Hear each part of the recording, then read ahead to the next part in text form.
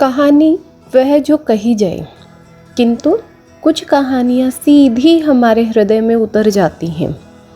ऐसी ही एक और कहानी के साथ मैं फिर उपस्थित हूँ। आज की कहानी है रविंद्रनाथ टैगोर द्वारा रचित अनमोल भेंट। रायचरण 12 वर्ष की आयु से अपने मालिक का बच्चा खिलाने पर नौकर हुआ था। उसके पश्चात काफ़ी समय बीत गया। नन्हा बच्चा रायचरण की गोद से निकलकर स्कूल में प्रविष्ट हुआ, स्कूल से कॉलेज में पहुंचा, फिर एक सरकारी स्थान पर लग गया। किंतु रायचरण अब भी बच्चा खिलाता था।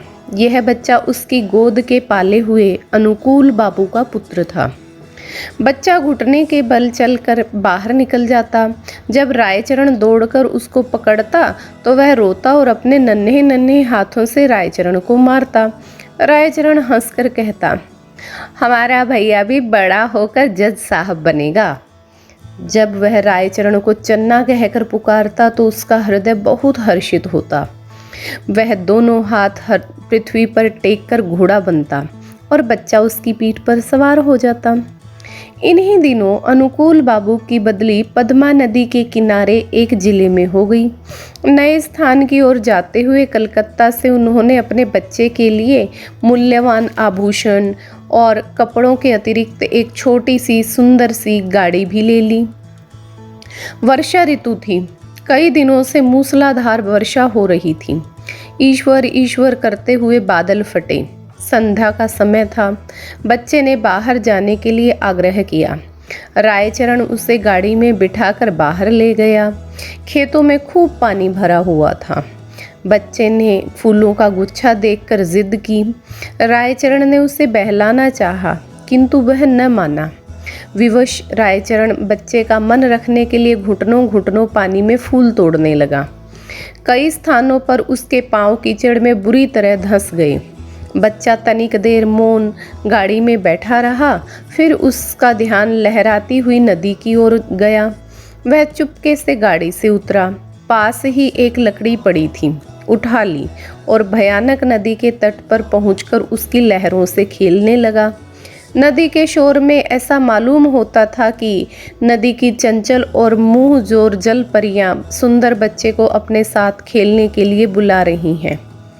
रायचरण फूल लेकर वापस आया तो देखा गाड़ी खाली है। उसने इधर उधर देखा। पैरों के नीचे से धरती खिसक गई। पागलों की भांति चहुं ओर देखने लगा। वह बार बार बच्चे का नाम लेकर पुकारता था, लेकिन उत्तर में चन्ना की मधुर ध्वनि न आती थी। चारों ओर अंधेरा छा गया। बच्चे की माता को चिंता होने लगी। उसने चारों ओर आदमी दौड़ाए। कुछ व्यक्ति लालटेन लिए हुए नदी के किनारे खोज कर पहुंचे। रायचरण उन्हें देखकर उनके चरणों में गिर पड़ा। उन्होंने उससे प्रश्न करने आरंभ किए, किंतु वह प्रत्येक प्रश्न के उत्तर में यही कहता, मुझे कुछ नहीं मालूम। प्रत्येक व्यक्ति की यह सम्मति थी कि छोटे बच्चे को पद्मा नदी ने अपने आंचल में छिपा लिया है, किंतु फिर भी हृदय में विभिन्न प्रकार की शंकाएं उत्पन्न हो रही थीं। एक यह कि उसी संध्या को निर्वासितों का एक समूह नगर से गया था और माँ को संदेह था कि रायचरण ने कहीं बच्चे को निर्वासितों के हाथ न बेच दिया हो। वह रायचरण को अलग ले गई और उससे विनती करते हुए कहने लगी, रायचरण, तुम मुझसे जितना रुपया चाहे ले लो, किंतु परमात्मा के लिए मेरी दशा पर तरस खाओ। मेरा बच्चा मुझे वापस कर दो। परंतु रायचरण कुछ उत्तर न दे सका, केवल माथे पर हाथ मारकर मौन हो गया। स्वामिनी ने क्रोध और आवेश की दशा में उसको घर से बाहर निकाल दिया। अनुकूल बाबू ने पत्नी को बहुत समझाया, किंतु माता के हृदय की शंकाएं दूर न हुई। वह बराबर यही कहती रही, मेरा बच्चा सोने के आभूषण पहने हुए था, अवश्य इसने। रायचरण अपने गांव वापस चला आया। उसकी कोई संतान न थी और न ही संतान होने की कोई संभावना थी, किंतु साल की समाप्ति पर उसके घर पुत्र ने जन्म लिया। परंतु पत्नी सूतिका गृह में ही मर गई। घर में एक विधवा बहन थी। उसने बच्चे का पालन पोषण का भार अपने ऊपर लिया। जब बच्चा घुटनों के बल चलने लगा, वह घर वालों की नज़र बचाकर बाहर निकल जाता। रायचरण जब उसे दौड़कर पकड़ता तो वह चंचलता से उसको मारता। जब उस समय रायचरण के नेत्रों के सामने अपने उस नन्हे मालिक की सूरत फिर जाती, जो पद्मा नदी की लहरों में लुप्त हो गया था। बच्चे की जुबान खुली तो वह बाप को बाबा और बुआ को मामा इस ढंग से कहता कि जिस ढंग से रायचरण का नन्हा मालिक बोलता था। रायचरण उसकी आवाज़ से चौंक उठता। उसे पूर्ण विश्वास था कि उसका मालिक ने उसके घर में जन्म लिया है। इस विचार को निर्धारित करने के लिए उसके पास 3 प्रमाण थे। एक तो यह कि वह नन्हे मालिक की मृत्यु के थोड़े ही समय पश्चात उत्पन्न हुआ। दूसरे यह कि उसकी पत्नी वृद्ध हो गई थी और संतान उत्पत्ति की कोई आशा न थी। तीसरे यह कि बच्चे के बोलने का ढंग और उसकी संपूर्ण भाव भंगिमाएं नन्हे मालिक से मिलती जुलती थीं। वह हर समय बच्चे की देखभाल में संलग्न रहता। उसे भय था कि उसका नन्हा मालिक फिर कहीं गायब न हो जाए। वह बच्चे के लिए एक गाड़ी लाया और अपनी पत्नी के आभूषण बेचकर बच्चे के लिए आभूषण बनवा दिए। वह उसे गाड़ी में बिठाकर प्रतिदिन वायु सेवन के लिए बाहर ले जाता था। धीरे धीरे दिन बीतते गए और बच्चा सयाना हो गया, परंतु इस लाड़ चाव में वह बहुत बिगड़ गया था। किसी से सीधे मुंह बात न करता था। गांव के लड़के उसे लाट साहब कहकर छेड़ते। जब लड़का शिक्षा योग्य हुआ तो रायचरण अपनी छोटी सी जमीन बेचकर कलकत्ता आ गया। उसने दौड़ धूप करके नौकरी खोजी और फलन को स्कूल में दाखिल करवा दिया। उसको पूर्ण विश्वास था कि बड़ा होकर फलन अवश्य जज बनेगा। होते होते जब फलन की आयु 12 वर्ष की हो गई, अब वह खूब पढ़ लिख सकता था। उसका स्वास्थ्य अच्छा और शक्ल सूरत भी अच्छी थी। उसको बनाव श्रृंगार की भी बड़ी चिंता रहती थी। जब देखो दर्पण हाथ में लिए बाल बना रहा है। वह अपव्ययी भी बहुत था। पिता की सारी आय व्यर्थ की विलास सामग्री में व्यय कर देता। रायचरण उससे प्रेम तो पिता की भांति करता था, किंतु प्रायः उसका बर्ताव उस लड़के से ऐसा ही था जैसा मालिक के साथ नौकर का होता है। उसका फलन भी उसे पिता न समझता था। दूसरी बात यह थी कि रायचरण स्वयं को फलन का पिता प्रकट भी न करता था। छत्रसाल के विद्यार्थी रायचरण के गंवारपन का उपहास करते और फलन भी उन्हीं के साथ सम्मिलित हो जाता। रायचरण ने जमीन बेचकर जो कुछ रुपया प्राप्त किया था वह अब लगभग सारा समाप्त हो चुका था। उसका साधारण वेतन फलन के खर्चों के लिए कम था। वह प्रायः अपने पिता से जेब खर्च और विलास की सामग्री तथा अच्छे अच्छे वस्त्रों के लिए झगड़ता रहता था। आखिर एक युक्ति रायचरण के मस्तिष्क में आई। उसने नौकरी छोड़ दी और उसके पास जो कुछ शेष रुपया था वह फलन को सौंपकर बोला, मैं एक आवश्यक कार्य से गांव जा रहा हूँ, बहुत जल्द वापस आऊँगा, तुम किसी बात से घबराना नहीं।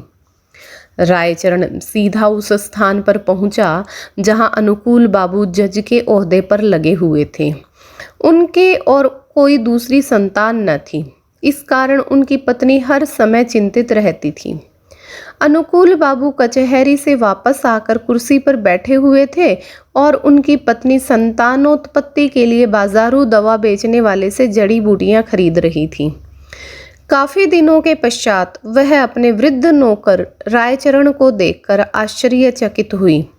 पुरानी सेवाओं का विचार करके उसको रायचरण पर तरस आ गया और उससे पूछा, क्या तुम फिर से नौकरी करना चाहते हो? रायचरण ने मुस्कुराकर उत्तर दिया, मैं अपनी मालकिन के चरण छूना चाहता हूँ।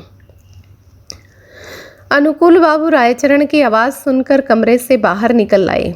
रायचरण की शक्ल देखकर उनके कलेजे का जख्म ताज़ा हो गया। उन्होंने मुख फेर लिया। रायचरण ने अनुकूल बाबू को संबोधित करके कहा, सरकार, आपके बच्चे को पद्मा ने नहीं बल्कि मैंने चुराया था। अनुकूल बाबू ने आश्चर्य से कहा, तुम यह क्या कह रहे हो? क्या मेरा बच्चा वास्तव में जिंदा है? उसकी पत्नी ने उछलकर कहा, भगवान के लिए बताओ, मेरा बच्चा कहाँ है? रायचरण ने कहा, आप संतोष रखें, आपका बच्चा इस समय भी मेरे पास है। अनुकूल बाबू की पत्नी ने रायचरण से अत्यधिक विनती करते हुए कहा, मुझे बताओ। रायचरण ने कहा, मैं उसे परसों ले आऊँगा। रविवार का दिन था। जज साहब अपने मकान में बेचैनी से रायचरण की प्रतीक्षा कर रहे थे। कभी वह कमरे में इधर उधर टहलने लगते और कभी थोड़े समय के लिए आराम कुर्सी पर बैठ जाते। आखिर 10 बजे के लगभग रायचरण ने फलन का हाथ पकड़े हुए कमरे में प्रवेश किया। अनुकूल बाबू की घरवाली फलन को देखते ही दीवानों की भांति उसकी ओर लपकी और बड़े जोर से गले लगा लिया। उसके नेत्रों से अश्रुओं का समुद्र उमड़ पड़ा। कभी वह उसको प्यार करती, कभी आश्चर्य से उसकी सूरत तकने लगती। फलन सुंदर था और उसके कपड़े भी अच्छे थे। अनुकूल बाबू के हृदय में पुत्र प्रेम का आवेश उत्पन्न हुआ, किंतु जरा सी देर में के बाद उनके पितृ प्रेम का स्थान कानून भावना ने ले लिया और उन्होंने रायचरण से पूछा, भला इसका प्रमाण क्या है कि यह बच्चा मेरा है? रायचरण ने उत्तर दिया, इसका उत्तर मैं क्या दूं सरकार। इस बात का ज्ञान तो परमात्मा के सिवाय और किसी को नहीं हो सकता कि मैंने ही आपका बच्चा चुराया था। जब अनुकूल बाबू ने देखा कि उनकी पत्नी फलन को कलेजे से लगाए हुए है तो प्रमाण मांगना व्यर्थ है। इसके अतिरिक्त उन्होंने ध्यान दिया कि इस गंवार को ऐसा सुंदर बच्चा कहाँ मिल सकता था और झूठ बोलने से क्या लाभ हो सकता है। सहसा उन्हें अपने वृद्ध नौकर की बेध्यानी याद आई। कानूनी मुद्रा में बोले, रायचरण, अब तुम यहाँ नहीं रह सकते। रायचरण ने ठंडी सांस भरकर कहा, सरकार, अब मैं कहाँ जाऊँ? बूढ़ा हो गया हूँ, अब मुझे कोई नौकर भी न रखेगा। भगवान के लिए अपने द्वार पर पड़ा रहने दीजिए। अनुकूल बाबू की पत्नी बोली, रहने दो, हमारा क्या नुकसान है, हमारा बच्चा भी इसे देखकर प्रसन्न रहेगा। किंतु अनुकूल बाबू की कानूनी नस भड़की हुई थी। उन्होंने तुरंत उत्तर दिया, नहीं, इसका अपराध बिल्कुल क्षमा नहीं किया जा सकता। रायचरण ने अनुकूल बाबू के पांव पकड़ते हुए कहा, सरकार, मुझे न निकालिए, मैंने आपका बच्चा नहीं चुराया था, बल्कि परमात्मा ने चुराया था। अनुकूल बाबू को गंवार की इस बात पर और अधिक क्रोध आ गया। बोले, नहीं, अब मैं तुम पर विश्वास नहीं कर सकता, तुमने मेरे साथ कृत्य घ्नता की है। रायचरण ने फिर कहा, सरकार, मेरा कुछ अपराध नहीं। अनुकूल बाबू त्योरियों पर बल डालकर कहने लगे, तो फिर किसका अपराध है? रायचरण ने उत्तर दिया, मेरे भाग्य का। किंतु शिक्षित व्यक्ति भाग्य का अस्तित्व स्वीकार नहीं कर सकता। फलन को जब मालूम हुआ कि वह वास्तव में एक धनी व्यक्ति का पुत्र है तो उसे भी रायचरण की इस चेष्टा पर क्रोध आया कि उसने इतने दिनों तक क्यों उसे कष्ट में रखा। फिर रायचरण को देखकर उसे दया भी आ गई और उसने अनुकूल बाबू से कहा, पिताजी, इसको क्षमा कर दीजिए। यदि आप इसको अपने साथ नहीं रखना चाहते तो इसकी थोड़ी पेंशन कर दें। इतना सुनने के बाद रायचरण अपने बेटे को अंतिम बार देखकर अनुकूल बाबू की कोठी से चुपचाप बाहर कहीं चला गया। महीना समाप्त होने पर अनुकूल बाबू ने रायचरण के गांव कुछ रुपया भेजा, किंतु मनी ऑर्डर वापस आ गया क्योंकि गांव में अब इस नाम का कोई व्यक्ति न था। तो दोस्तों, आप सुन रहे थे रविंद्रनाथ टैगोर की प्रसिद्ध कहानी अनमोल भेंट। धन्यवाद।